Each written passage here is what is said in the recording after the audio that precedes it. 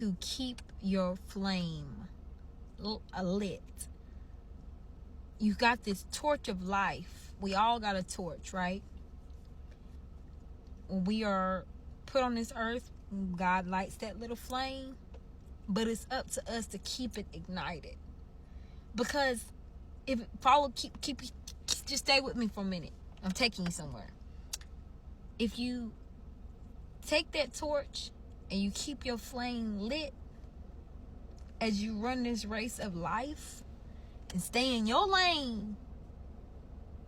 Now, in your lane, because we all got lanes that we kind of coincide or whatever, but there's still a lane that's just for you, that God pre-planned and predestined for you to obtain and know and do and become whatever that is for you.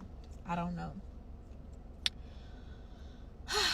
But it is to say that it is our job to keep it lit, because back in the day, y'all know how they had those races, and every racer had the little torch. I think it was maybe in Greece or something, I don't know, and they had to run.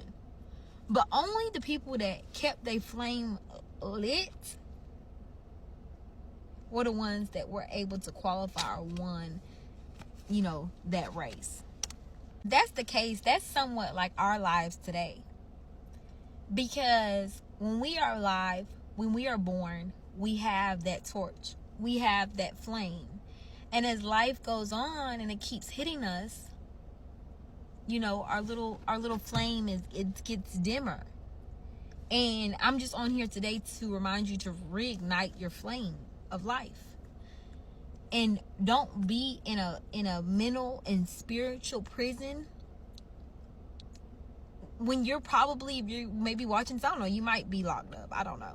But if you're free and you're not locked up in a physical prison or jail, our end date, we're expiring. You gotta ignite that flame and go do the daggone thing. That's my new saying, y'all. To do all the daggone thing.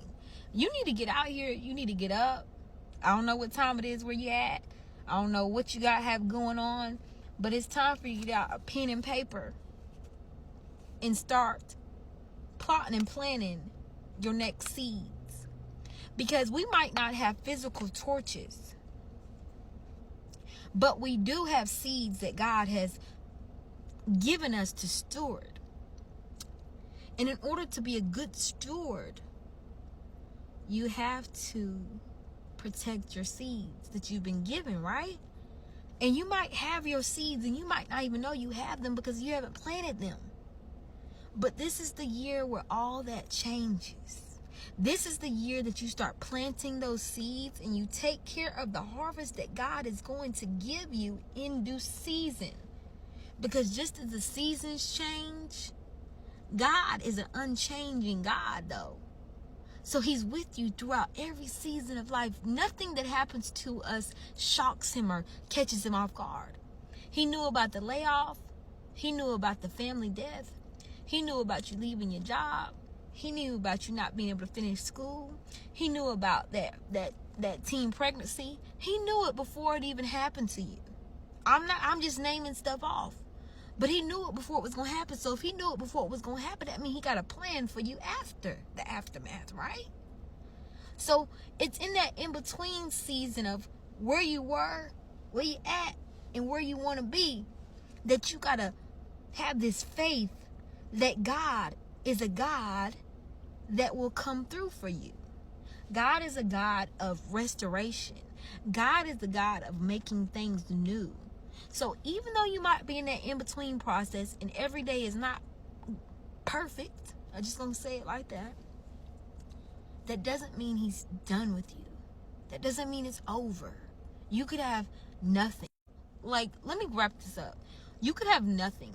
You could have nobody. You could have $0. All you got maybe is your phone. You can still make something out of nothing. Just start speaking. Start sharing your life.